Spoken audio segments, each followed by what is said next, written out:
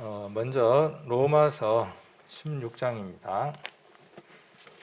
로마서 16장 13절. 로마서 16장은 많은 내용을 다루고 있기는 하지만 오늘은 16절 말씀을 가지고 교제를 좀 나눠보려고 합니다. 16절에서 세 가지 것을 좀 나눠보려고 합니다. 먼저는 주 안에서 택하심을 입은 루포에 관한 얘기, 그리고 루포와 그 어머니, 그 가정에 대한 얘기를 함께 좀 해보려고 합니다. 그리고 바울이 그 어머니, 그러니까 루포의 어머니는 곧 내 어머니다라고 이렇게 바울이 이야기한 내용입니다. 그래서 이 내용들을 가지고 함께 관련된 말씀들, 내용들을 함께 한번 살펴보는 시간을 가져보려고 합니다. 16장 13절 같이 한번 읽어보겠습니다. 주 안에서 택하심을 입은 루포와 그 어머니에게 문안하라. 그 어머니는 곧 내 어머니니라. 아멘. 먼저 좀 살펴보려고 하는 내용이 앞에 주 안에서 택하심을 입은 루포라고 그냥 불러도 될 텐데 루포라고 부르고 있죠. 루포가 누굴까요? 궁금하죠. 그러면 이제 우리가 성경을 한번 또 이렇게 살펴볼 필요가 있겠죠. 그래서 이 루포에 관해서는 뒷부분에 또 한번 살펴보도록 하고, 먼저는 이 루포라고 하는 이름 앞에 루포에 대한 설명이 기록되어 있습니다. 그래서 그 설명의 내용을 보면 주 안에서 택하심을 입은 루포다 이렇게 이야기를 하고 있습니다. 그냥 루포가 아니고 주 안에서 택하심을 입은이라고 이렇게 설명을 하고 있습니다. 성경은 구원을 위한 책이고, 우리 지난번에 수요일날 배웠던 것처럼 또 구원을 받은 성도들이, 하나님의 자녀들이 하나님 안에서 어떻게 살아가야 할 것인가 하는 것들을 기록하고 있는 책이라고 말씀을 드렸습니다. 우리가 잘 아는 것처럼 이 로마서도 로마에 있는 성도들, 구원을 받은 성도들에 대해서 쓴 내용들이죠. 관해서 쓴 내용들입니다. 그리고 이 루포에 대해서도 바울이 이야기를 하면서 이 루포는 주 안에서 택함을 입은 사람이다. 우리가 이 택함이라고 하는 단어를 왜곡하거나 오해하게 되면 구원받을 사람과 구원받지 않는 사람들은 정하여져 있다. 그래서 교회에 올 사람, 그 다음에 교회에 오지 않을 사람, 복음을 받아들일 사람, 받아들이지 않을 사람 정해져 있지 않다. 이렇게 이 단어를 오해하기도 합니다. 그래서 이 택하심이라고 하는 것에 대한 오해가 우리에게 없었으면 하는 생각이 있어서 택하심이라고 하는 단어에 대한 성경들을 우리가 함께 더 살펴보고자 합니다. 그러면 이 택하심, 루포라고 하는 사람이 주 안에서 택하심을 입었다 그랬는데 과연 그것이 어느 일부분들의 사람들이 이야기하는 것처럼 그렇게 정해놓은 택함이라고 하는 것인지, 아니면 지금 여러분들이 이 성경을 읽으면서 그 택함이라는 건 이런 거야 라고 마음 가운데 짐작이 가는 그것인지 한번 확인해 볼 필요가 있을 것 같습니다. 그래서 주 안에서 택하심을 입은 것이 어떤 것인지를 한번 살펴보려고 하는 겁니다. 자, 먼저 성경을 한번 보시면 베드로전서 1장을 한번 찾아보겠습니다. 제가 이렇게 파워포인트로 준비를 하기도 했지만 성경을 가능하면 찾아서 또 이렇게 메모도 해 놓으시고 읽는 것이 우리가 신앙생활 하는데 훨씬 더 유익이 됩니다. 이렇게 한 것은 그냥 좀 도움이 되기 위해서 이렇게 화면에다 해 놓은 것입니다. 베드로전서 1장 1절 2절 한번 천천히 같이 한번 읽어보겠습니다. 신약 370한 6페이지 정도에서 찾으시면 됩니다. 베드로전서 1장 1절 2절. 예수 그리스도의 사도 베드로는 본도, 갈라디아, 갑바도기아, 아시아와 비두니아에 흩어진 나그네, 곧 하나님 아버지의 미리 아심을 따라 성령의 거룩하게 하심을 순종과 예수 그리스도의 피 뿌림을 얻기 위하여 택하심을 입은 자들에게 편지하노니 은혜와 평강이 너희에게 더욱 많을지어다. 아멘. 여기 베드로가 아시아에 있는 여러 교회들에게 편지를 쓴다라고 지금 이야기를 하고 있습니다. 그래서 여러 지역의 교회 이름들이 나오죠. 지명들이 나오고 그 지명들이 나오는 교회 성도들에 대해서 바울은 무엇이라고 지칭하고 있냐면 1절에는 흩어진 나그네다 이렇게 표현을 하고 있죠. 실은 우리도 나그네의 삶을 살고 있는 것이죠. 지금 이곳에 이렇게 함께 모였지만 각각의 그 처소로 가면 흩어진 나그네로서 본향을 향한 그 마음들을 갖고 살아가는 겁니다. 많은 그리스도인들이 그랬던 것처럼. 그래서 바울이 흩어진 나그네라고 이야기를 하고 있고, 이 흩어진 나그네를 2절에서는 곧 이렇게 이야기를 하고 있죠. 곧 그들이 누구냐라고 지금 이야기를 하는 겁니다. 흩어진 나그네 그들이 누구냐라고 지금 설명을 해주고 있죠. 그래서 하나님 아버지의 미리 아심을 따라, 하나님은 모르시는 것이 없죠. 모든 것들을 다 알고 계시기에 우리가 어떠한 삶을 살아갈지도 알고 계시는 것이죠. 그래서 따라 성령의 거룩하게 하심으로 순종함과 예수 그리스도의 피 뿌림을 얻기 위하여, 예수 그리스도의 피 뿌림 그리고 성령의 거룩하게 하심으로 순종하게 하는 것, 그것 안에 들어가는 것, 그리고 그것을 하나님 미리 알고 계시는 것이죠. 그 속에 들어오도록 하나님은 누구든지 이 속에 들어오기를 원하십니다. 그래서 하나님은 누구든지 모든 사람이 구원 얻기를 원하시고 진리를 아는데 이르기를 원하신다, 이렇게 말씀하고 있는 걸 볼 수 있습니다. 그래서 얻기 위하여 택하심을 입은 자들이라고 이야기를 하고 있죠. 그러면 이 택하심을 입은 자들은 곧 어떤 사람이냐 하면 예수 그리스도의 피 뿌림을 얻은 자, 그리고 성령의 거룩하게 하심, 이것에 순종한 사람, 그리고 하나님은 그 사실을 아셨다라고 이야기를 하고 있고, 그들이 누구냐 하면 흩어진 나그네다. 그 흩어진 나그네로 형성되어진 지역에 있는 사람들에게 쓴 편지가 우리가 베드로 전서라고 이야기를 해볼 수 있을 겁니다. 그래서 이 택하심을 입은 자들이라고 하는 것들을 우리는 성경을 통해서 누구라고 하는 걸 알 수 있느냐 하면 각 지역 교회에 있는 구원을 얻은 성도라고 하는 것을 우리가 짐작하고 있고, 또 이 말씀을 통해서 확인을 한번 해볼 수 있게 됩니다. 자, 그 다음 데살로니가 전서 4장입니다. 데살로니가 전서 4장 같이 한번 보시겠습니다. 1절로 4절입니다. 자, 1장 4절, 데살로니가 1장 4절. 하나님의 사랑하심을 받은 형제들아. 형제들아라고 이야기를 했으니까 그냥 우리가 편하게 이해하는 것처럼 데살로니가 전서입니다. 신약 329페이지 정도에서 찾으시면 됩니다. 그래서 1장 4절을 보시면 하나님의 사랑하심을 받은 형제들아, 너희를 택하심을 아노라.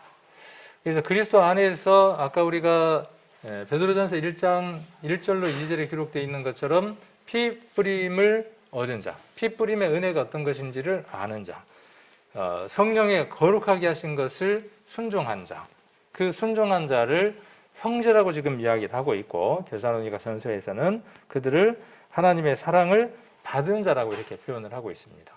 그래서 이 말씀도 우리가 한번 연관을 해보면 이 루포, 주 안에서 택하심을 입은 루포라고 하는 그 사람이 어떤 하나님의 구원을 얻도록 특별하게 택정된 사람이 아니라, 예정된 사람이 아니라 어떤 사람인 것을 알 수 있느냐 하면 그의 죄 사함을 얻어서 피 뿌림을 얻고 성령의 거룩하심에 순종한 사람, 구원을 얻은 사람인 것을 우리가 몇 성경을 통해서 한번 확인을 해볼 수 있습니다. 그래서 루포는 곧 누구라고 한번 생각을 해보면 되느냐 하면 저와 여러분입니다. 네. 자, 그리고 택하심이라고 하는 단어가 있고 부르심이라고 하는 단어가 있습니다. 이 서신서에 보면, 신약 성경의 서신서에 보면 반복해서 나오는 단어, 함께 나오는 그 단어 가운데에 택하심이라고 하는 말과 부르심이라고 하는 말들이 많이 기록이 되어 있습니다. 그래서 우리 교회에서 보면 하나님이 나를 부르셨다라는 뭐 그런 얘기도 하고 여러 가지 이야기를 하고, 그 부르심이라는 것을 또 어떤 사람들은 소명이라고 이야기를 하고, 그래서 더러들은 이 택하심이나 부르심이라고 하는 것들을 특정 어떤 사람들에게 국한된 단어로 쓰는 겁니다. 그래서 내가 하나님 앞에 택함을 받았고 부르심을 받아서 선교를 나섰다, 내가 하나님 앞에 택함과 부르심을 받아서 내가 지금 어떤 일을 한다, 이렇게 국한된 몇 사람들에게만 제한된 단어로 이 성경들을 이해하거나 받으라는 것이죠. 근데 오늘 여러 성경들을 우리가 한번 살펴보면서 몇 성경들을 살펴보면서 이 택하심과 부르심이라고 하는 이 용어가 어디에 이렇게 지명을 하고 있고 어디를 가리키고 있는지를 우리가 한번 생각을 해볼 필요가 있습니다. 그래서 이 택하심과 부르심이라고 하는 것은 결론적으로 누구를 향한 단어냐 하면 아까 우리가 베드로전서 1장에서 이야기하는 것처럼 피 뿌림 받았다는 사실을 믿는 자, 그 믿는 자, 그리고 성령의 거룩하심에 순종한 자, 그를 가리켜서 무엇이라고 이야기하느냐 하면 택한 자다, 부르심을 받은 자라고 성경에서 이야기하고 있다는 것입니다. 그러면 저와 여러분을 향해서 성경은 무엇이라고 이야기하고 있냐 하면 택하심을 받은 자라고 이야기를 하고 있고 부르심을 받은 자라고 이야기를 합니다. 그러면 왜 택하셨고 왜 부르셨냐가 중요한 것이죠. 무엇 때문에 택했고 무엇 때문에 부르셨느냐가 성경에서 우리가 주의 깊게 봐야 할 내용인 것이죠. 그리고 우리가 그 뜻대로 살아가는 것이 하나님을 기쁘게 해드리는 삶이 되어질 겁니다.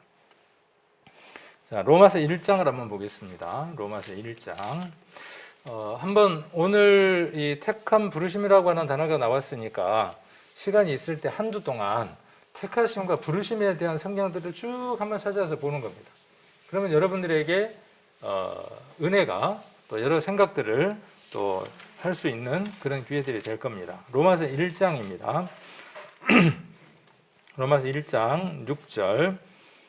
자, 너희도 그들 중에 있어. 너희는 누굴까요?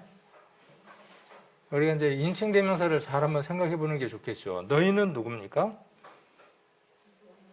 너희는 로마에 있는 성도들이죠. 우리 성경의 이 내용들을 본다면, 그래서 로마에 있는 성도들, 너희도 그들 중에 있어. 그들은 누굽니까? 왜 제가 이걸 이야기를 자꾸 하느냐 하면 이렇게 읽어야만 이 성경들을 내게 적용을 할 수 있어요. 그리고 이해가 좀 더 잘 되어질 수 있어요. 그래서 너희도 그들 중에 있어. 그들은 누구예요? 구원받은 교회들 가운데에 그런 뜻이에요. 아시아에 있는 복음이 전해졌던 여러 지역에 있었던 교회들, 구원받은 성도들, 그런 뜻입니다. 그래서 그들 중에, 구원받은 자들 중에 있어 예수 그리스도의 것으로 부르심을 입은 자예요. 자, 여기 부르심이라는 단어가 나오죠. 아까는 택하심이라는 말이 있었고 이제 부르심이라는 말이 나옵니다.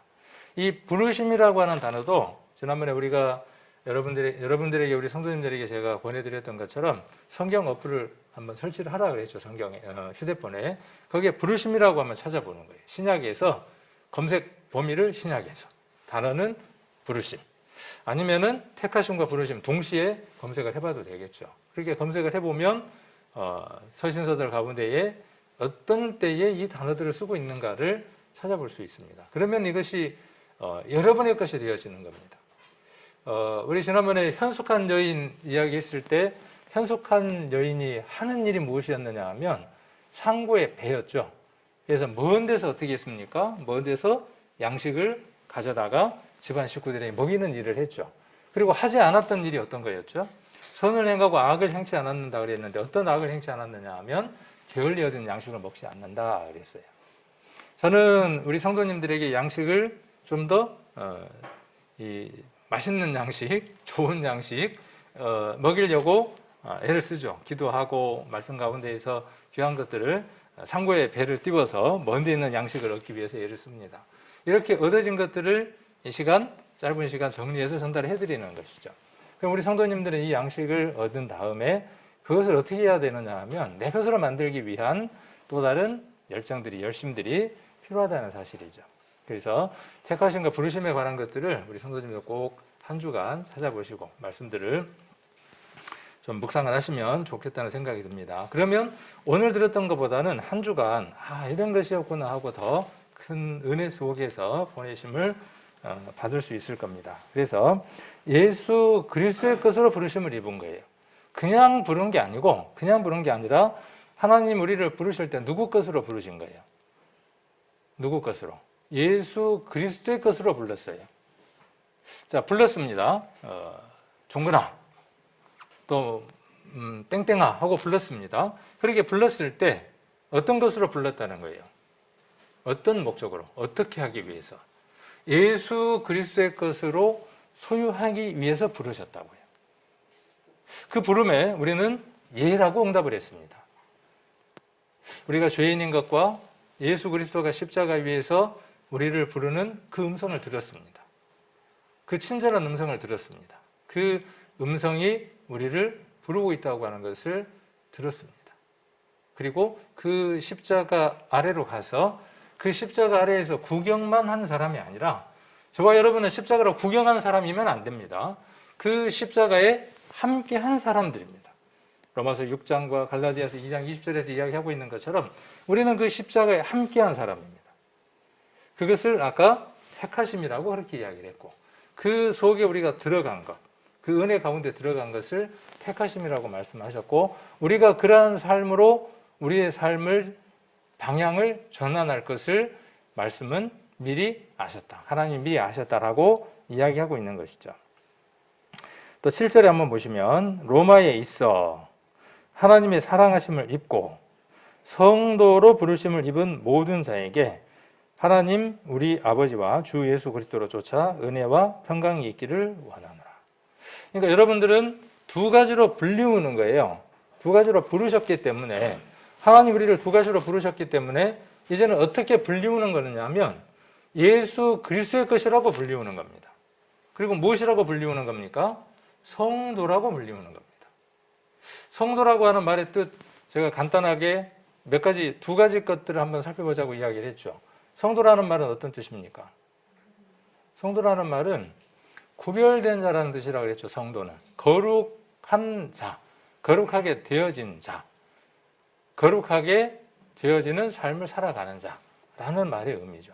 그래서 구원의 목적은 어디에 있느냐 하면요, 내가 거룩하니 너희도 거룩하라 하는 데에 있는 겁니다. 그래서 성도로 불리우는 것은 왜 성도로 우리를 부르셨냐고 하는 목적이 되어지는 거예요. 성도로 부르신 목적은 어디에 있느냐 하면 내가 거룩한 것처럼 너희도 거룩하라고 하는 그곳에 있다는 겁니다. 그래서 여기 보면 불렀어요. 어떻게 불렀냐 하면 예수 그리스도의 것으로 불렀어요. 그러니까 여러분들은 십자가에 예하고 그 십자가에서 하나 되어졌다면 여러분은 누구의 것이냐 하면 예수 그리스도의 것입니다. 그러면 숨도 누구를 위해서 쉬어야 합니까? 싫은 분. 나는 예수님을 위해서 숨 쉬는 거 싫다. 먹어도 누구를 위해서 먹어야 합니까? 예수 그리스도의 것이니까 예수 그리스도를 위해서 먹는 겁니다.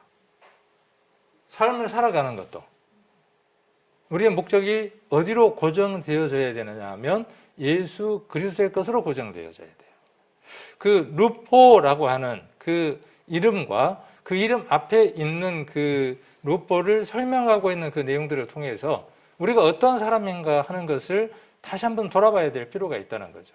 바울은 그 루포에 대해서 16장에서 뭐라고 이야기하느냐 하면 여러 교회들에게 편지 쓰면서 이런 사람이 있다라고 지금 소개하고 있는 거죠. 이러한 가정이 있다라고 지금 소개하고 있는 겁니다. 이러한 사람의 삶이 모든 사람들에게 들려져서 칭찬받을 만한 삶을 살고 있다라고 이야기를 하고 있는 겁니다.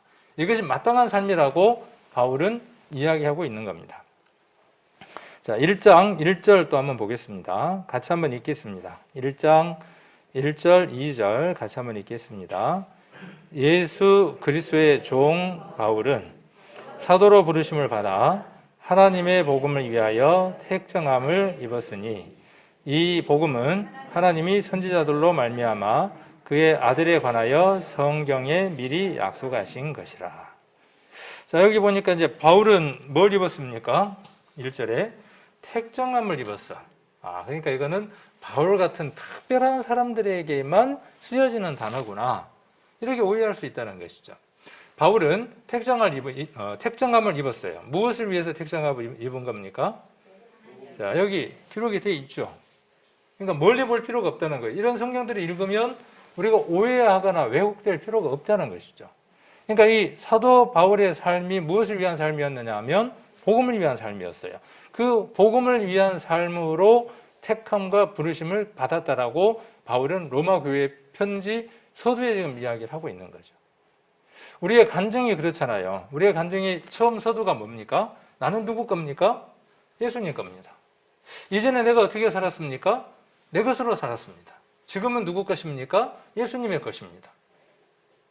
예수님의 십자가에서 내가 어떠한 삶을 살겠노라고 내가 하나님 앞에 결심을 했느냐 하면 이제 내 삶을 살지 않고 하나님을 위한 삶을 살겠습니다라고 내가 작정을 했습니다. 그 얘기나 지금 이 얘기나 전혀 다를 바가 없다는 것이죠. 그의 삶의 결과가 크기가 어땠느냐에 대한 것들은 달라질 수 있지만 그 과정들은 여전히 같다는 거예요. 자, 그래서 바울은 뭘로 부르심을 받았냐 하면 사도로 부르심을 받았어요.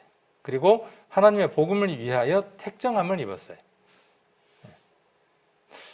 저와 여러분에게 주어진 삶과 바울에게 주어진 삶은 별반 다를 바가 없습니다. 자, 그리고 베드로 후서 1장 10절입니다. 같이 한번 또 찾아보겠습니다. 베드로 후서 1장 10절.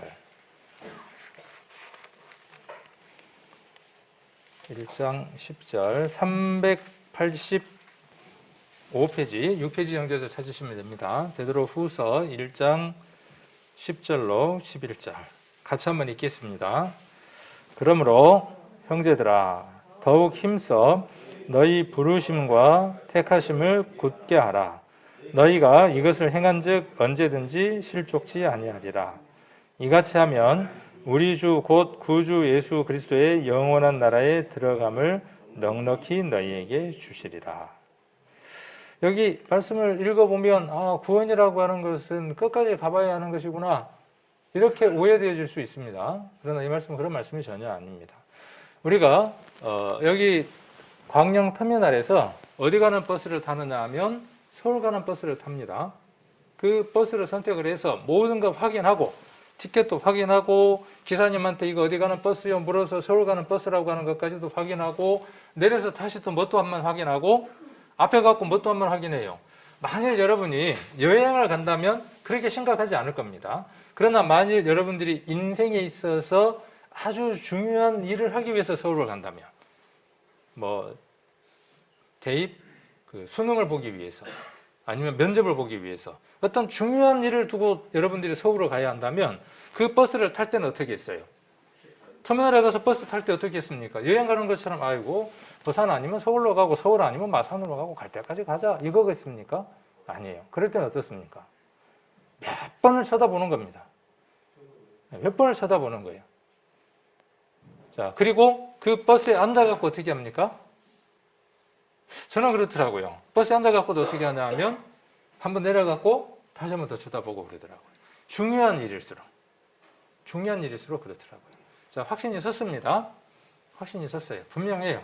모든 것들이 정확해요. 그 버스를 타고 지금 어떻게 하는 겁니까? 버스가 출발해서 지금 서울을 향해서 갑니다. 목적지는 어디예요? 서울이에요. 특별한 이별이 없다면 어때요? 4시간 지나면 서울에 도착하는 겁니다. 지금 우리는 그 버스 속에 앉아 있는 겁니다. 하나님이 준비해 놓으신 버스는 세상에서 운행하는 그런 버스 금호고속 아니에요. 하나님이 준비하신 버스는 어때요? 한번 앉으면 어떻게 됩니까? 네. 그러니까 그 버스 안에서 어떻게 해야 될까요? 편안하게? 그렇죠. 편안하게. 네, 안심하고. 그러나 무엇은 해볼 필요가 있어요. 혹시 휴게소에 내렸을 때 네, 다시 한번 또 어때요? 중요한 일일수록 어때요? 다시 한번 더 확인해 보는 거예요. 그런 의미들이에요. 이 성경에 나와 있는 말씀들을 보면 너희가 그 버스를 타지 않았다 타야 한다라고 이야기를 하고 있는 게 아니라 그 버스에 앉았지만 타고 있지만 그 버스가 정말 그곳으로 가고 있는지 그 버스를 탔다면 그 버스에 합당한 삶을 살아가고 있는지 확인해 보라는 거예요. 그 버스는 분명히 어디에 도달하는 버스라는 거예요. 너희가 먹을 것, 입을 것, 손해보는 것 너무나 많지. 세상을 살아가면서 못하는 것들이 너무나 많잖아. 왜 못합니까? 예수 그리스도의 것이고 성도라고 불리우기 때문에 그 불리우는 이름에 합당한 삶을 살아가야 되기 때문에 포기하는 게 너무나 많아요. 그래서 간혹 어떤 생각이 들어요. 이거 잘하고 있나 하는 생각이 드는 거죠. 근데 말씀이 어떻게 이야기해 주는 겁니까? 그 버스 확실해. 분명한 버스야 라고 확인해 주는 것이죠. 그래서 우리는 이 택하심과 부르심이라고 하는 이러한 단어들을 들으면서 또 여기 그리스도의 영원한 나라에 들어감을 넉넉히 너에게 주시리라 하는 이 미래형의 말씀들을 읽으면서 우리는 이 말씀들을 그렇게 이해할 수 있어야 합니다. 그리고 우리는 그렇게 감각적으로 직감적으로 이해하고 믿고 있습니다. 그러나 더러는 이 말씀을 어떻게 왜곡합니까? 살짝 틀어놓습니다. 그럼 얻으려고 하는 게 뭐예요? 그렇게 틀어서 얻으려고 하는 게 뭡니까? 말씀을 틀면 얻으려고 하는 목적이 있는 겁니다. 어디에 목적이 있을까요? 분명히 목적이 있는 겁니다. 교회에 11조를 부지런히 해야 합니다. 교회 건물을 잘 지어야 합니다. 어디에다가 초점이 가느냐 하면 그곳에 초점이 가는 겁니다. 물론 그게 교회가 가는 길에 있어서 어쩌면 작은 어떤 목적지가 되어질 수 있어요. 그러나 그게 최종적인 목적지가 아닙니다. 이 말씀이 그곳에 적용되어져야 하는, 열심히 살아가야만 하나님께서 당신의 삶을 구원이라고 하는 그 영역 안으로 넣어주십니다라고 이야기하는 것은 성경의 본질을 틀어버린 것입니다. 그러니까 버스에 탔으니까 아무렇게나 살아라? 그렇게 말하는 것도 본질을 왜곡하는 것입니다. 아무도 그렇게 말하지 않지만 만일 여러분들이 그렇게 성경을 이해하고 있다면 속은 겁니다. 성경은 어느 곳을 찾아보아도 그 버스에 탔으니까 그냥 아무런 걱정하지 말고 편안하게 살아라, 멋대로 살아라, 그렇게 말하지 않는다는 것이죠. 심령 안에 확신을 갖고 살아야는 하지만, 확신을 갖고 살아야 하지만 그 버스에 탄 합당한 삶을 살아가라고 말하고 있다는 것입니다. 자, 그리고 여기 로마서 8장 30절 한번 보겠습니다. 지금 택하심과 부르심에 관한 얘기를 쭉 이야기하고 있는 겁니다. 아까 루포라는 사람에 대해서 로마서에서 어떻게 설명하고 있었냐 하면 주 안에서 택하심을 입은 루포라고 이야기를 했는데, 그 루포에 대한 얘기가 아니라 우리에 관한 얘기다. 그 설명은, 루포에 대한 설명은 루포만의 설명이 아니라 우리와 연관된 설명이다. 우리의 삶과 관련된 삶이다 하는 걸 이야기하기 위해서 성경 말씀들을, 여러 말씀들을 지금 함께 보고 있습니다. 로마서 8장 30절, 8장 30절을 보시면, 그래서 이런 그 정하신, 택정하신 그런 단어에 너무 골몰하고 그 단어 안에다가 구원받을 사람과 안 받을 사람, 어떻게 살아가든 삶은 결정된 것이다라고 하는 그러한 생각을 가지고 이 성경을 보시면 문제가 되어진다는 겁니다. 그래서 이 택함, 정하심, 이런 부분들을, 이런 말씀들을 통해서 잘 정리를 한번 하실 수 있으면 좋겠습니다. 30절, 8장 30절, 로마서 8장 30절입니다. 또 미리 정하신 그들을 또한 부르시고, 부르신 그들을 또한 의롭다 하시고, 의롭다 하신 그들을 또한 영화롭게 하셨느니라. 이렇게 말씀하고 계시죠. 현대 성경에서는 그래서 하나님께서 우리를 선택하여 당신께 나아가도록 부르셨고, 우리가 하나님께 갔을 때 죄 없다고 선언하셨습니다. 그렇죠? 그러니까 우리를 선택하고 불렀어요. 자, 그리고 우리가 어떻게 했습니까? 하나님께로 방향을 바꾸고 하나님 앞에 갔을 때, 예수님의 십자가에 우리가 하나가 되어졌을 때 하나님께서 뭐라고 선언하셨냐 하면 죄 없다고 하는 법적인 용어를 사용해 주셨어요. 죄 없다. 그리고 그리스도의 선량한 성품을 지니게 하여, 이 뒷부분이 목적인 겁니다. 하나님 우리를 선택하시고 부르셨던 것, 그리고 하나님 앞에 나아가서 죄 없다함을 받은 것에 대한 목적지가 어디라고 지금 바울을 이야기하고 있느냐 하면 로마서 8장 30절에서 이것이다라고 이야기를 하고 있는 겁니다. 그래서 우리가 보는 성경을 보면 또한 미리 정하신 그들을 또한 부르시고, 부르신 그들을 또한 의롭다 하셨다. 우리가 의롭다함을 받았죠. 그리고 의롭다 하신 그들을 또한 영화롭게 하신다 그랬어요. 그래서 우리의 삶의 최종 목적지는 어디까지 있냐 하면 우리가 거룩하여져 가는 겁니다. 의로워져 가는 겁니다. 의롭다함을 받았고 그 다음에 그리스도의 선량한 성품 안에 들어가는 것이고, 그리고 어디까지 가는 것이냐 하면 영광스러워지는, 영화롭게 되는 것까지의 가는 목적지가 우리 신앙의 최종적인 목적지라는 사실이죠. 그래서 우리를 택하셨고 부르셨고 그 다음 우리를 어떻게 하시느냐 하면 거룩하게 하시는 겁니다. 우리를 부르시고 택하셔서 죄 없다 하시는 것도 전적인 하나님의 능력이고, 우리를 거룩한 삶 속에서 성도라고 불리우는 그 삶을 이끌어 가시는 주체가 되시는 분도 누구냐 하면 하나님이고, 그리고 이 영화라고 하는 것은 이 땅에서 이루어질 수 없습니다. 이제 언제 이루어지느냐 하면 그리스도가 영화로운 몸, 영광스러운 몸이 되셨던 것처럼 우리가 지금 여러 설교자들의 설교들이 연이어져 있죠. 예수님이 다시 오실 것이다. 지금 우리가 살아가는 이 시대를 보면 마지막 때인 것 같다. 그래서 신랑이 신부를 데리러 오기 위해서 친구들을 지금 신부 집에 보내서 가마를 보내서 그 가마에 타기 일보 직전이다. 이런 영화들과 말씀들을 지금 연이어서 이야기를 하고 있는 것이죠. 우리가 살아가고 있는 시점이 거기다.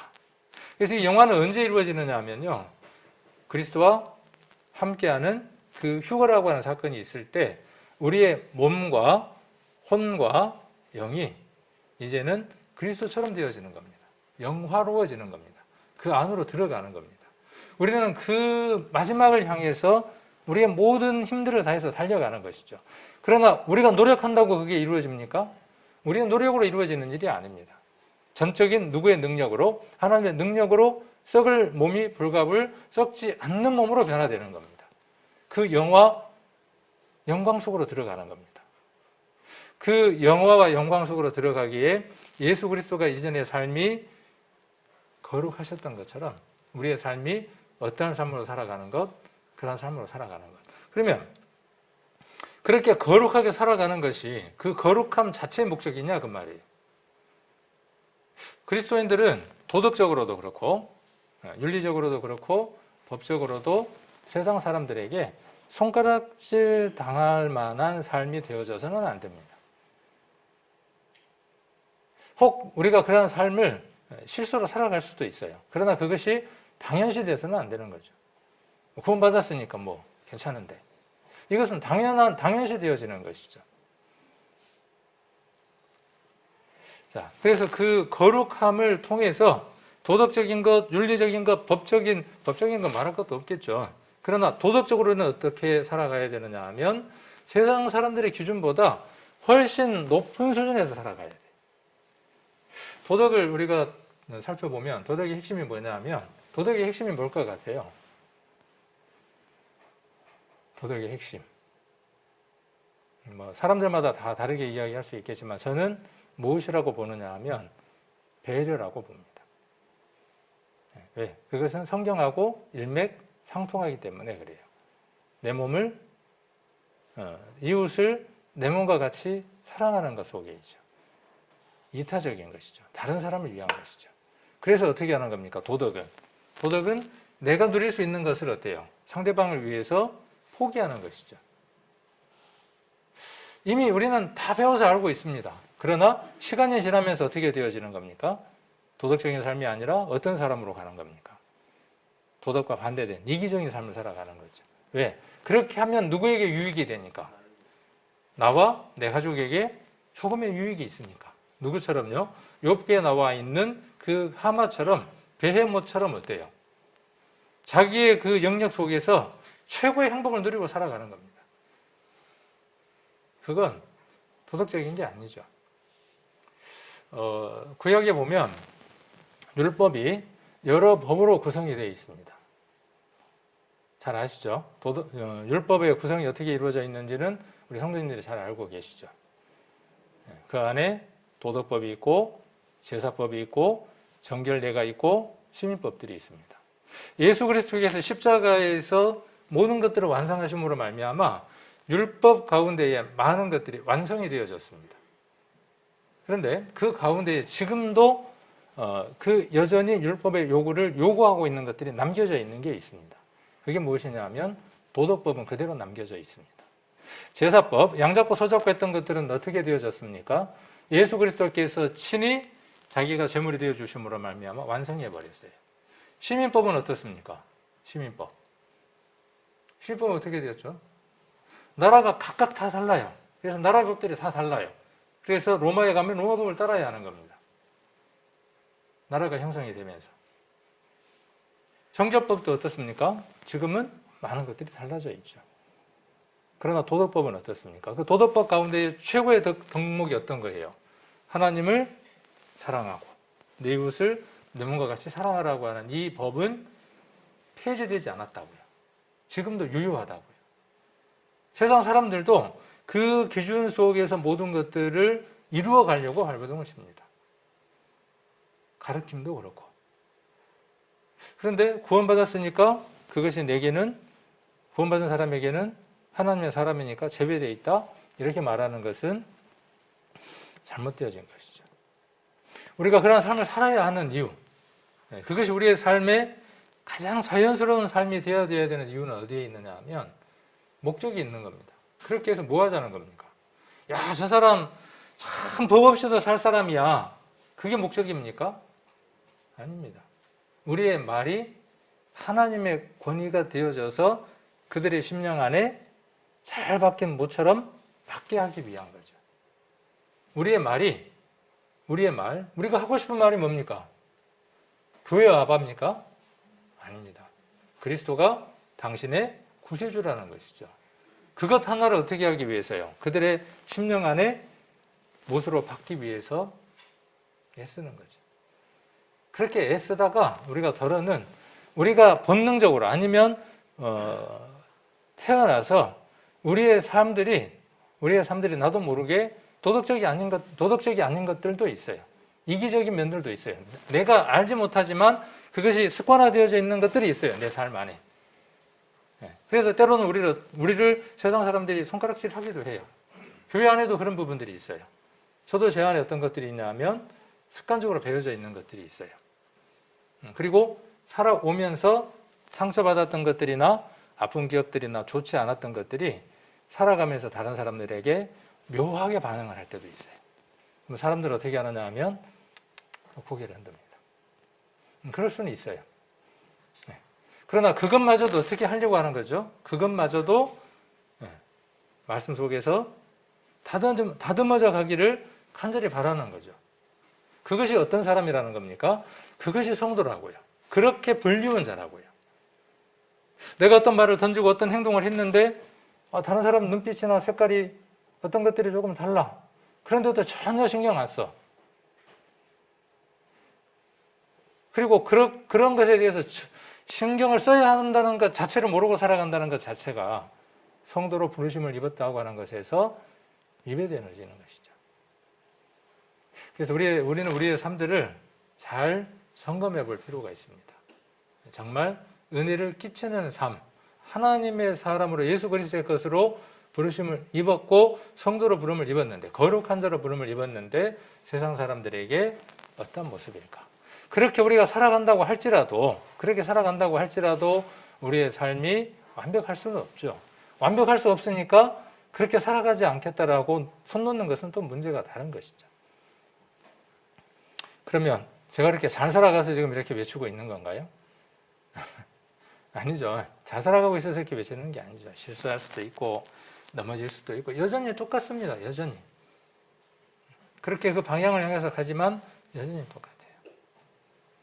예수 그리스도의 십자가를 바라보면서 여전히 그럴 수밖에 없는 사람이기 때문에 예수님의 보혈이 내게 은혜가 됩니다라고 매일 고백할 수밖에 없는 사람이죠. 그러므로 다른 사람이 내게 그러한 실수를 범해왔을 때 그것마저도 품을 수 있는 사람이 되어져 가는 것이죠. 내 잘못과 허물에 관해서 언제든지 시인할 수 있는 사람이 되어지는 것이죠. 참 어려운 일이긴 하죠, 그게. 그러나 그렇게 가야 하는 것이죠. 그것이 우리를 부르신 목적이니까. 그렇게 해야 어때요? 교회가 교회다워지는 거죠. 성도가 성도다워지는 것이고, 그래야 이 교회 안에 세상의 사람들이 왔을 때 와서 때를 벗기고 갈 수 있는 거죠. 이 부분을 우리 성도님들하고 저는 많은 교제를 나누고 싶어요. 그리고 계속 이 부분에 관한 설교를 하고 있는 겁니다. 그래서 세상에서 내가 어떠한 부족한 부분들이 있느냐는 거예요. 내 부부 간의 어떤 관계를 할 때 어떤 때 부부가 화가 나고, 그리고 내가 직장에서 어떤 일들을 할 때 어떤 갈등을 겪고 있는데 그 갈등이 어떻게 해결되어져야 좋은 것인지, 무엇 때문인지, 그리고 그 목적이 어디에 있는지, 자녀하고 관계도 그렇고, 이것이 하나님 우리를 부르신 목적 안에 굉장히 중요한 초점이라는 것이죠. 아까 영화라고 하는 것, 그분의 영광을 우리에게 약속하셨다고 하는 그것은 우리가 이룰 게 아니에요. 그래서 우리가 구원이 세 가지 구원이 있다고 말씀드렸던 것 알고 계시죠? 구원에는 몇 가지 구원이 있습니까? 뭐 구원이 몇 가지 구원이 있다냐 그런데 다 구원이에요. 자, 먼저 우리가 영이 얻는 구원이 있죠. 그 다음에 또 하나가 뭐가 있다 그랬죠? 생활이 변화되어지는 삶의 구원. 그 다음 또 하나가 어떤 게 있습니까? 아까 제가 마지막으로 이야기했던 몸과 혼과 영이 온전하게 변화되어지는 구원. 이 첫 번째 구원도 우리가 일해서 얻는 게 아니죠. 일해서 얻는 게 아니에요. 이거는요. 이것도 우리가 일해서 얻는 게 아니에요. 이게 이루어지면 이거는 자동으로 이루어지는 거예요. 우리에게 하나님이 요구하시는 것은 무엇이에요? 이것이에요. 이것을 이해하지 못하면 성경의 중요한 부분을, 아주 중요한 부분을 잊어버리는 겁니다. 이스라엘 백성이 그랬던 것처럼 이것을 잊어버리는 겁니다.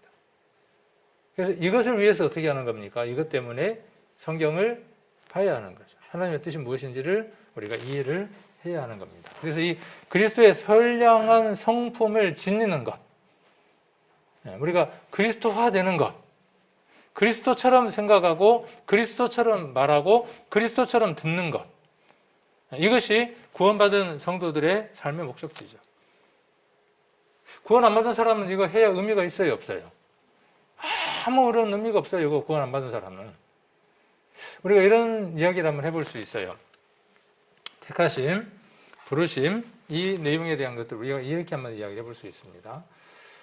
입시가 이제 끝났지만 서울 대학생을 해마다 몇 명을 뽑나요? 과가 다르겠지만 예를 들어서 500명이라고 생각을 해봅시다. 서울 대학생 500명을 올해 뽑습니다. 뽑을 때 그냥 뽑습니까? 어떻게 뽑습니까? 전국에다가 소문을 내죠. 올해 서울대학교는 500명을 뽑습니다. 누구든지, 그렇죠? 누구든지 서울대학생이 될 수 있습니다. 그렇게 이야기 하나요, 안 하나요? 안 하나요? 그렇게 하죠. 자, 서울대학교 들어올 사람은 딱 정해져 있습니다. 요즘 텔레비전에 나오는 문제들이 그런 것들이죠. 서울대학교 들어갈 사람은 어떻게 하는 거예요? 미리 정해놓고 갖다 꽂는 거죠. 하나님은 그런 분이 아닙니다. 자, 누구든지 500명이 정해져 있는 겁니다. 그러면 그 500명 안에 들어갈 때 객관적인 무엇이 있어요? 객관적인 기준이 세워져 있어요. 그렇겠죠? 누구든지 다 인정할 수 있는 500명에 들어갈 수 있는 기준을 세우는 겁니다. 뭐 수능 몇 점이라든지 아니면은 뭐 어떤 것들이 어떤 게 돼야만 여기에 들어갈 수 있다라고 하는 기준들이 있는 것이죠. 자, 이것이 청함과 부르심의 관계들입니다. 부르는 겁니다. 하나님이 그렇게 부르시는 거예요. 누구든지라고 부르시는 겁니다. 그리고 그 속에 들어갈 수 있는 사람이 정하여져 있는 거죠. 그러면 구원받을 사람의 수는 500명 하고 정해져 있나요? 어떻게 되어져 있나요? 성경에 구원받을 사람의 수가 정해져 있나요? 정해져 있지 않나요? 성경에 구원받을 사람의 수는 어디에도 기록되어 있지 않습니다. 단지 이방인의 충만한 수라고만 표현되어져 있습니다. 그 수가 오늘 어떤 사람 한 사람이 구원받았을 때 채워진다면 이제 끝나는 겁니다. 서울대학생 499명 중에 한 명 딱 해서 500명 되면 더 이상 인원을 뽑지 않는 것처럼 동일한 겁니다. 그런 관계의 얘기들입니다. 택함이라고 하는 것과 부르심의 관계라고 하는 것은 우리가 그렇게 이해하시면 쉬워요. 택점, 예정 뭐 이런 부분에 대한 것들도 그 대학교 학생을 갖고 우리가 이해를 하면 좀 더 쉽게 이해할 수 있습니다. 그러니까 우리는 하나님의 부르심을 들은 자들이죠. 누구든지 어떻게 하면, 믿기만 하면, 예수 그리스도의 보혈의 능력을 의지하기만 하면 구원을 얻는다고 하는 그 객관적인, 절대적인 법적인 기준을 충족을 시켰죠. 그리고 그 속에 들어온 겁니다. 그걸 누가 미리 아셨습니까? 하나님 미리 아신 것이죠. 지나온 걸 가만히 생각해 보면 어때요? 우리가 살아온 삶들을 보면 하나도 하나님의 그 눈동자 속에서 벗어난 시간들이 없었던 것들을 알죠. 자, 그래서 서울대학생이 됐습니다. 그걸로 끝나나요? 아니죠. 그 내용이 뭐냐면 지금 여기 그리고 그분의 선량한 성품을 지니게 하여 하나님과 올바른 관계를 맺게 한다는 것에 한번 생각을 해볼 수 있습니다. 그래서 서울대학생 됐지만 학교에 뭐라고 이야기를 하느냐 하면 서울대학생이 되어졌지만 성적이 좋으면 장학금을 받습니다. 봉사를 많이 하거나 어떤 일들을 했을 때에는 상을 받습니다. 라고 이야기를 하죠. 그래서 그 상을 받기 위해서 어떻게 합니까? 열심히 공부를 하죠. 그러면 서울대학생이 되기 위해서 열심히 공부하는 건가요? 아니에요. 그때는 뭐 하기 위한 겁니까? 서울대학생으로서 상급을 위한 겁니다. 지금 성도들과 우리 성도님들과 공감하고 공유하려고 하는 게 무엇이냐 하면 그 상급에 관한 얘기를 하려고 하는 겁니다. 여러분들을 대상으로 이미 서울대학생이니까 주 안에서 부르심을 받은 자들이니까 무엇을 향해서? 상급을 향해서. 상 하나 받으니까 기분 좋더라고요. 저는 해보니까, 받아보니까 별로 그 받을 만한 것도 한 것도 아닌 것 같은데 하나 오니까 기분 좋더라고요. 상장도 오고 상패도 오고. 근데 뭔 생각이 드냐면 야, 상금이 있었으면 좋았을 텐데. 부상이. 사람 욕심이라는 게 그래요. 그러나 하나님 우리에게 어떻게 하시겠습니까? 구원받은 그것도 감사하지만 서울대학생이 된 것도 좋지만 그 속에서 열정적으로 살아갈 때 대충 공부한 학생과 열정적으로 산 사람의 삶은 4년 뒤의 결과가 다르겠죠. 달라야만 한 겁니다. 그래야 공평한 거예요. 그렇잖아요. 수업 빼먹은 학생하고 피땀을 흘려서 노력한 그 학생하고 만일 대우가 같다 그러면 그게 불평등입니다. 그게 공정하지 않는 겁니다.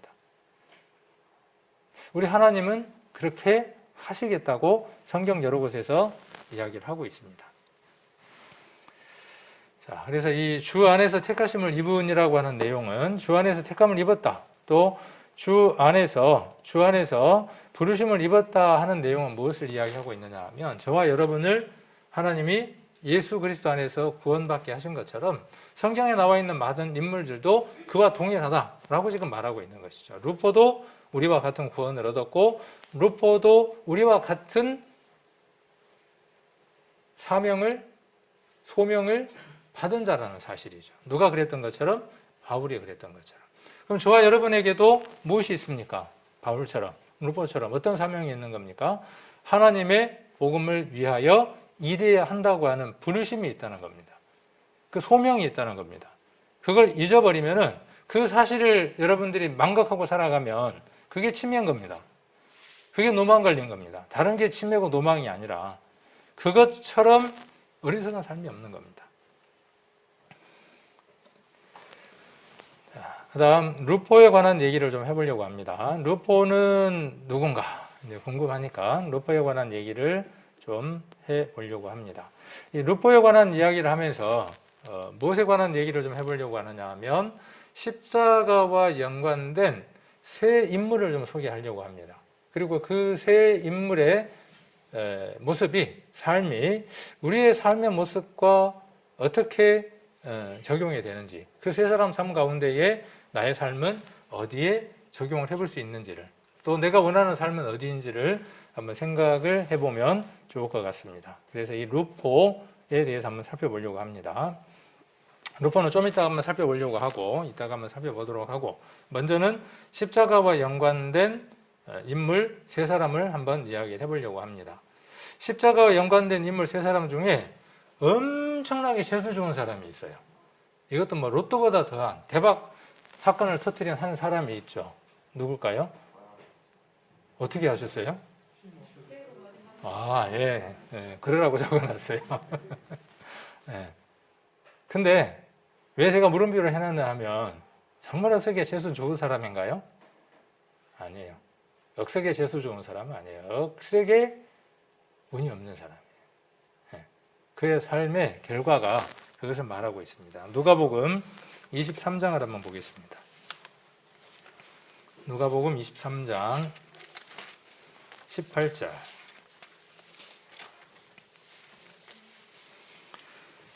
누가복음 23장, 누가복음 28장이 없죠. 누가복음 23장 18절. 18절 한번 보시면 무리가 일제히 소리질러 가로되 이 사람을 없이 하고 바라바를 우리에게 놓아 주소서 하니, 이 바라바는 성중에서 일어난 밀란과 살인을 하여 옥에 갇힌 자라라. 20절. 빌라도는 예수를 놓고자 하여 다시 저희에게 말하되 저희는 소리질러 가로되 저를 십자가에 못 박게 하소서, 십자가에 못 박히게 하소서 하는지라. 자, 그래서 이 뜻대로 어떻게 해줬습니까? 마태복음 한번 보겠습니다. 마태복음 27장으로 한번 가보겠습니다. 이 내용은 네 개의 복음서에 같이 다 기록이 되어 있습니다. 이 사건들은요. 마태복음 27장을 한번 보겠습니다. 27장 17절.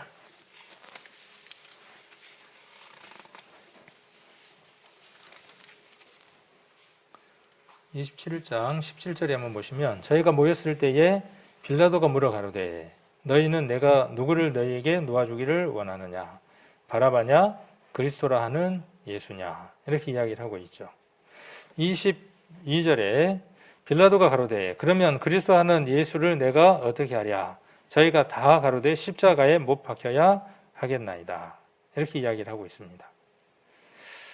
자, 그리고 26절 한번 보시면 이에 바라바는 저희에게 놓아주고 예수는 채찍질하고 십자가에 못 박히게 넘겨주니라. 그러면 채찍질 당하고 십자가에 못 박혀야 할 사람이 누구였던 거죠? 바라바였던 거죠. 그렇죠? 그런데 그 바라바는 어떻게 하고 채찍질과 십자가에 못 박히는, 채찍질과 십자가에 못 박히는 형벌은 무엇이냐 하면 죽음의 형벌입니다. 죽는다는 거예요. 무엇 때문에 바라바가 죽는 것이죠? 바라바는 왜 죽는 겁니까? 바라바가 죽어야 하는 이유는 무엇 때문에 바라바가 죽는 겁니까? 그래서 우리가 성경을 읽은 겁니다. 밀란과 또 뭐예요? 살인 때문이에요. 그것 때문에 빌라도는 어떻게 되어져야, 바라바는 어떻게 되어져야 되느냐 하면 채찍과 십자가에 못 박혀야 하는 겁니다. 그런데 그럴 줄 알았는데 어떤 일이 생겼습니까? 억세게 재수 좋은 일이 생긴 거예요. 그죠? 사형에 해당하는 이 사람이 어떻게 되어진 거예요? 노임을 받은 거예요. 풀림을 받은 거예요. 세상에 이것만큼 귀한 일이 어디 있습니까? 우리가 십자가에 관련해서, 예수 그리스도와 관련해서 우리는 이 메시지가 우리에게 들려옵니다. 바라바에게 있었던 이 행운이 누구의 행운이라는 것을 아느냐 하면 저와 여러분의 행운이라는 것을 압니다. 우리에게 임할 그 채찍과 십자가의 그 형벌이 우리의 것이라고 하는 것을 깨달았어요. 이걸 깨닫는 것만큼 큰 것도 없습니다. 근데 빌라도는 바라바는 자꾸 이제 말이 안 나오는데 바라바는 어떤 마음이었을까요? 나름 어떻게 했어요? 밀란과 살인에 대한 정당성이 있겠죠. 있습니다. 저와 여러분도 그랬죠. 죄에 대한 이야기를 하니까 시어머니들이 왜 며느리 미워하냐고 그렇게 이야기하니까 시어머니가 뭐라고 한다고요? 그 X가 미울 만한 짓을 하니까 내가 미워야지 괜히 미워하겠냐는 거예요. 그 미움에 대한 죄에 대해서 자각이 아니라 네가 그렇게 하니까 내가 미워한다는 거예요. 그럼 바라바도 어떤 마음이 있겠어요? 바라바도. 이 바라바라고 하는 이름의 뜻이 뭐냐 하면 그냥 아버지의 아들이에요. 아버지의 아들 아닌 사람 있습니까? 아버지의 아들 아닌 사람이 없어요. 근데 이름이 바라바예요. 세상 모든 사람들은 누군가의 자녀예요. 아들이에요. 그렇게 살아가는 거예요. 그리고 그것에 대해서 어떻게 합니까? 정당화하고 살아가는 거예요. 그런데 기회가 왔어요. 어떤 기회가 왔어요? 예수님과 하나가 될 수 있는 기회가 왔어요. 잘 이해를 하십시오. 예수님과 하나가 될 수 있는 기회가 왔다. 근데 여기 성경은 무엇에 초점을 찍고 있냐 하면 바라바를 풀어놓는 거예요. 놓아주는 거예요. 바라바가 간절히 원하는 게 뭘까요? 그 감옥에서 죽을 뻔한 삶이 되어졌는데 그 예수님처럼 그렇게 다시 묶인 자가 되기를 원했을까요? 아니에요. 한번 보세요. 한번 사서에 이렇게 매어갖고 얘가 간절히 원하는 게 뭐겠어요? 풀리기를 원하는 거예요. 우리가 죄의 사슬에서 풀리기를 간절히 원하는 것처럼. 그러나 아직 덜 된 상태. 더러는 이 바라바를 어떻게 그 이야기하고 있기도 하냐 하면 정확한 건 아닌데 열심당원이다. 열심당원이었다. 그래서 민족의 해방을 위해서 애쓴 사람이었을 것이다. 이렇게 합리화하는 사람도 있고, 다른 어떤 그 인터넷의 글들을 보면 이 사람이 후에 회개하고 뉘우쳐서 하나님을 위해서 열심히 일하는 사람이 되어졌다라고 기록하고 있는 글들도 들어 있어요. 그런데 성경은 그렇게 마무리를 짓고 있지 않다는 거예요. 그건 책일 뿐이고 성경은 어디까지를 이야기하느냐 하면 그가 단지 살인자일 뿐이다. 그리고 노임을 당했다. 그들에게 묻는 거죠. 둘 중에 누구를 도와주기를 원하는 거예요. 여러분들은 오늘의 삶들을 살아가면서 누구를 도와주기를 원합니까? 누구를 도와주기를 원합니까? 자신의 삶에 대해서 합리화하고 자신의 사람들이 그렇지 못한 것들에 대해서 놓이기를 원하는 마음이 있죠. 해결되기를 원하는 마음들이 있습니다. 자, 이 패션 오브 크라이스트라고 하는 영화도 한번 보시면 좋겠어요. 이번 주에 할 일이 참 많네요. 택하온 거 부르시면 한번 찾아봐야 되고, 패션 오브 크라이스트라고 하는 지나간 영화도 한번 봐야 되고, 그 영화를 보면 장면마다 이 영화를 만드는 사람의 목적들이 한 컷 한 컷에 다 숨겨져 있습니다. 특히 이 부분에서는요. 예수님과 바라바가 시선이 교차합니다. 여러분들은 여기에서 무엇을 느낍니까? 이게 그 영화에서는 멀리 이렇게 돼 있는 장면이어서 가져오다 보니까 너무 적을 것 같아서 제가 따로따로 잘라서 이렇게 두 개를 가까이다 두었어요. 바라바는 이 예수님의 눈을 보면서, 예수님의 눈빛을 보면서 무엇을 읽었을까요? 그리고 예수님은 이 눈빛을 통해서 바라바에게 무엇을 전달하고 싶었을까요?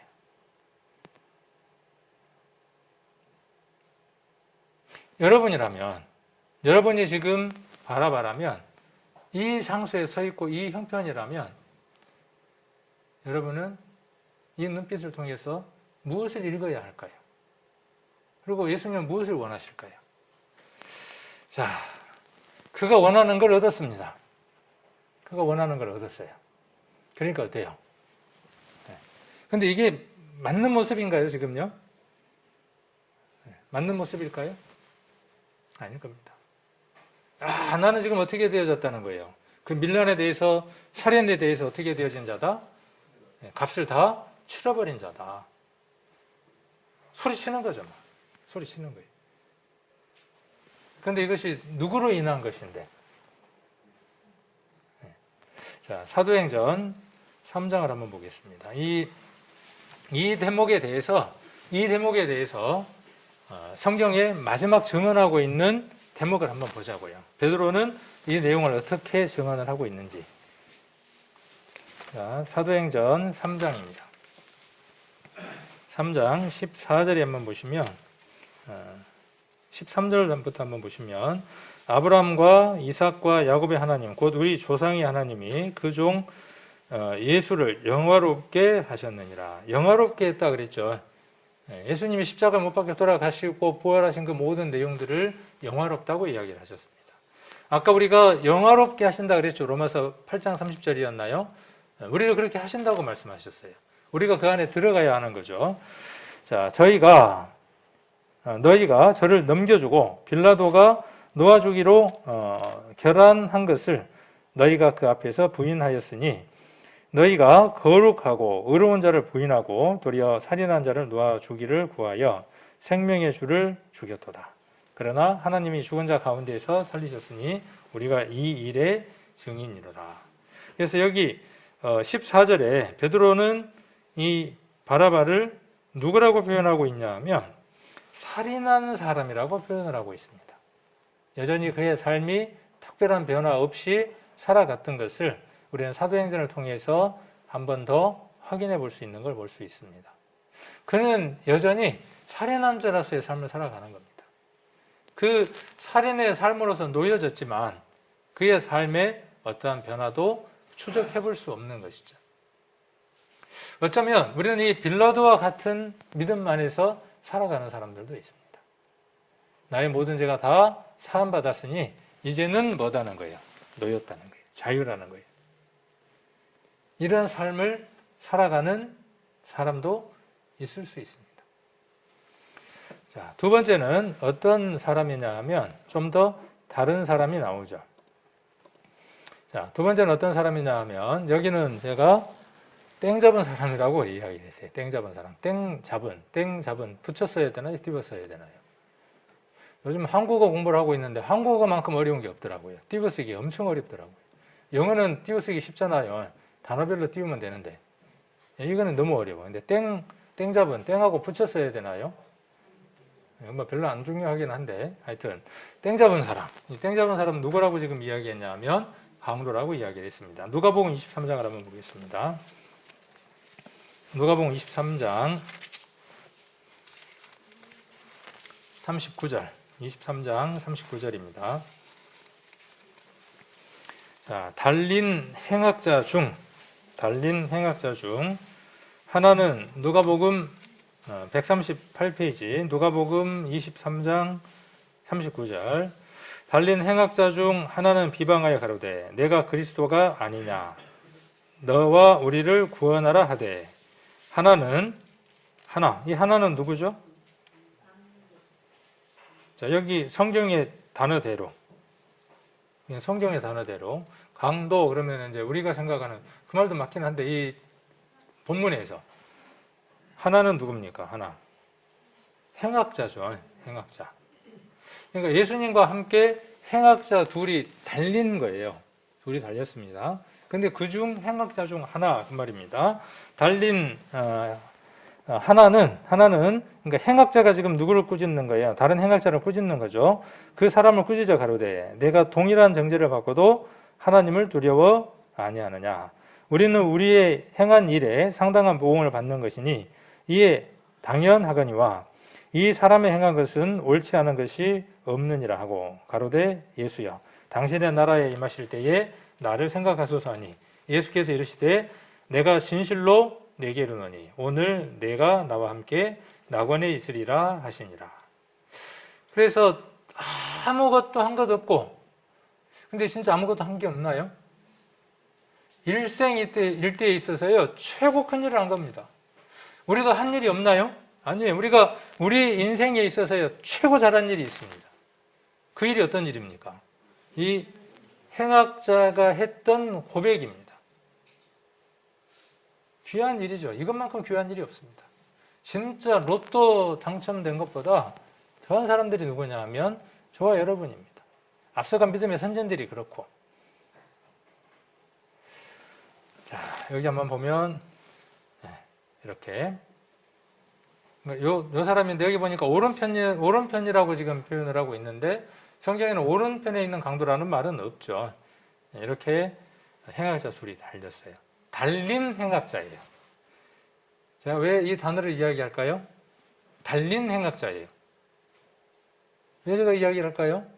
잘 한번 생각을 해보세요. 달린 행악자예요. 왜 제가 이야기를 할까요? 그러면 그 밑에 있는 사람들은 다 어떤 사람들이라는 거예요? 안 달린 행악자예요. 한번 말하면 잘 한번 생각을 해보세요. 그렇죠? 달린 행악자예요. 달린 행악자. 모든 사람들이 악을 행하고 살아가는 겁니다. 그러나 세상의 법에 걸려서 그들이 그 위에 달리는 거예요. 달리지 않는 행악자들이 그 밑에 세상 말로 수두룩 벅적하게 널려 있는 거예요. 그들이 그곳에 달려야 할 사람이라고 생각하지 않는 겁니다. 한쪽의 그 강도, 행악자는 그렇게 말하는 사람들의 대표인 겁니다. 그렇죠? 그러나 한편에 있는 행악자는 어떤 사람의 대표입니까? 그가 행한 일은 옳지 않은 것이 없다. 우리는 우리의 행한 일에 대한 보응을 받는 것이 마땅하다는 거예요. 영원한 지옥에서 세세토록 울어도 전혀 아까울 게 없는 인생이 내 인생이다. 마땅하다. 그러나 하나님 나라에 임할 때에 나를 생각해 주실 수 있다면, 은혜를 베풀어 주실 수 있다면, 마치 상에서 떨어지는 부스러기, 개가 주워 먹는 그 부스러기라도 주워 먹겠다고 하는 그 여인의 마음처럼. 이것은 누구의 대표입니까? 저와 여러분의 대표입니다. 그렇죠? 한편의 행악자는 달린 행악자예요. 우리도 거기에 달리지는 않았지만 달려야 마땅한 행악자들이잖아요. 자, 그래서 그가 구원을 얻었다는 확신을 우리는 이 말씀을 통해서 알고 있죠. 아까 바라바는 우리하고 적용하니까 기분이 좀 좋아요, 안 좋아요? 바라바. 기분이 좋았던가요, 안 좋았던가요? 에이, 어디 나를 바라바를 거기다 갖다 대. 근데 실은 우리의 삶이 그것 갖고 해본 사람 바가 없습니다. 그가 예수 그리스도로 말미암아 노임을 얻었음에도 불구하고 그가 예수 그리스도에게 묶여있지 않는 자라면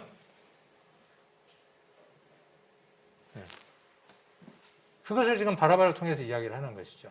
만약 우리의 삶이 노임을 얻었음에도 불구하고 그리스도와 연관되지 않는 삶을 살아간다면 여전히 우리는 살인자로의 삶, 행각자로의 삶을 여전히 지속하고 살아갈 수밖에 없습니다. 그리스도와 묶이지 않으면 우리는 변화된 삶을 살아갈 수 없습니다. 자, 이렇게 되어졌는데 이 강도는 어때요? 최고의 큰 일을 했지만 더 큰 일을 할 수 있어요, 없어요? 없어요. 그리스도인이 세상에서 예수님이 하신 것만큼의 큰 일을 합니다. 어떤 일을 할까요? 자, 내 죄 사함을 내가 받았다. 그 얘기는 누구만 할 수 있는 얘기입니까? 하나님만 하실 수 있는 얘기인데 누가 하셨습니까? 예수님이 하셨죠. 그래서 죽을 뻔하셨죠. 그런데 예수님 우리에게 어떤 일을 맡기셨어요? 그 일을 우리에게 맡기셨죠. 네 죄든 사하면 그 죄가 사하여질 것이라고 하는 책임을, 직무를 우리에게 맡기셨어요. 그 큰 일을 우리에게 맡겨주셨다고요. 우리가 그 일을 하는 겁니다. 복음을 전하는 그 일을 하는 거죠. 그 일을 이 강도는, 행악자는 동참할 수 있어요, 없어요? 없어요. 땡 잡았지만 아차장이에요. 그렇죠? 아차. 이 행악자가 부럽습니까? 구원받자마자 탁 죽어버렸으니까? 더러 그런 사람들이 있더라고. 구원받자마자 탁 죽었으면 좋았을 텐데 왜 살아있어갖고 자꾸 내가 죄를 짓고 이 모양으로 살아가는지 모르겠다고. 탄식 속에서 그 얘기를 하긴 하는 거지만 얘가 적정한 얘는 아닌 것 같아요. 자, 그 다음 이 사람, 그렇죠? 이 사람이죠. 자, 이거를 우리가 한번 말씀과 한번 비춰서 한번 생각을 한번 해보게요. 자, 제사장은 신약에 누구와 연관이 있습니까? 구약에 있는 제사장은 구약에 있는 제사장으로 끝나나요? 구약에 있는 대제사장, 구약에 있는 대제사장으로 끝나나요? 신약으로 넘어와서 그것이 어때요? 서로 이어져 있는 걸 볼 수 있죠. 우리를 택하고 부르심을 받은 우리를 성경은 이렇게 이야기를 하죠. 베드로 후서를 한번 보겠습니다. 베드로 전서 2장, 베드로 전서 2장입니다. 2장 9절, 2장 9절, 오직 너희는 택하신 족속이요. 베드로전서 2장 9절입니다. 왕 같은 제사장들이요. 너희는 누굽니까 지금? 너희가 누구인지는 우리가 지금 답으로는 구원받은 성도들. 그 다음 성경의 답으로서는 베드로전서 1장 1절에 나와 있는 아시아에 있는 흩어져 있는 여러 교회. 아까 우리가 베드로전서 1장 1절은 찾아서 읽었었죠. 그래서 지금 우리에게 이야기한다면 구원받은 성도들을 이야기를 하는 거죠. 택하신 족속이에요. 이스라엘이 선민이었죠. 얼마나 귀한 민족이었습니까? 그런데 그들이 그 역할을 다하지 못함으로 말미암아 이제 구원받은 성도들에게, 이스라엘에게 그 책무가 구원받은 성도들에게 한 족속으로서, 구원받은 성도를 한 족속으로서 그 책무가 넘겨진 거죠. 우리에게 넘겨진 거죠. 그리고 왕 같은 제사장이에요. 제사장이라고 표현을 하고 있습니다. 거룩한 나라예요. 누가 거룩한 나라입니까? 죽으면 하나님 나라를 자꾸 간다 그래. 그 말도 틀린 말은 아니에요. 시차적인 면으로 본다 그러면. 그런데 누가 하나님 나라예요? 누가 천국이에요? 여러분이 천국이라고요. 여러분을 보면 아, 천국은 저런 곳이구나 하고 사람들이 볼 수 있어야 돼요. 아, 천국 가서 사는 사람들의 삶은 저 모양이구나 하는 거를 우리 성도님들의 삶을 통해서 봐야 하는 거죠. 그게 거룩한 나라예요. 그의 소유된 백성이에요. 우리는 그의 소유된 백성입니다. 이는 너희를 어두운 데서 불러내어 그의 기이한 빛에 들어가게 하신 자의 아름다운 덕을 선전하게 하려 하십니다. 그래서 우리의 목적이에요. 구원의 목적입니다. 구원이 최종 목적지가 아니라 구원의 목적을 여기에서 이야기를 하고 있는 것이죠. 자, 그래서 여기 보려고 하는 것은 제사장이에요. 제사장. 저와 여러분이 제사장이라고요. 구약의 제사장이 입는 옷이에요.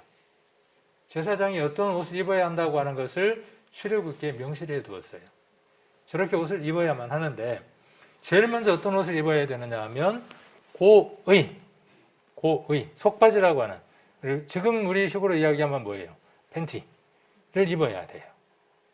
자, 그리고 거기에다가 뭘 입어야 되느냐 하면, 자, 이거에 대제사장이 입는 옷과 제사장이 입는 옷이 다른 걸 알 수 있죠. 예전에 우리가 한번 살펴봤지만, 근데 대제사장이든 제사장이든 동일하게 속옷은 반드시 입어야 되죠. 속옷을 안 입고 입을 수는 없잖아요. 고의를 안 입고는. 그래서 고의, 속바지라고 하는 걸 입고, 그 다음 거기다 뭘 입습니까? 이렇게 속옷과 띠를 먼저 띠는 겁니다. 그리고 거기에다가 세마포 옷을 입으면 제사장.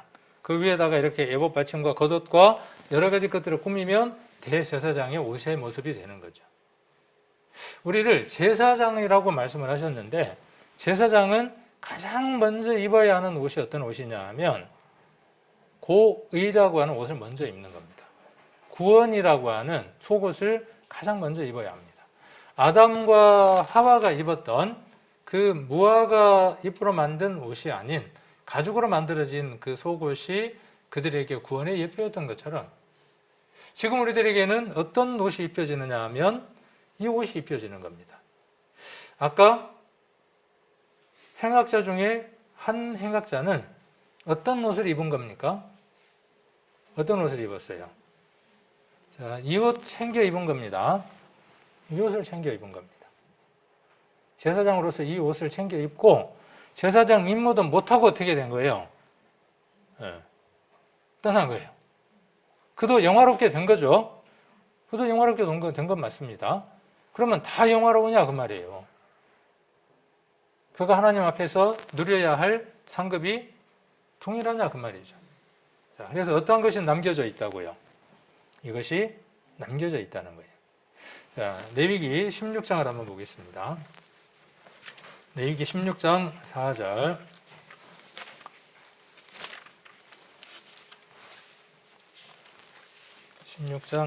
한번 보겠습니다.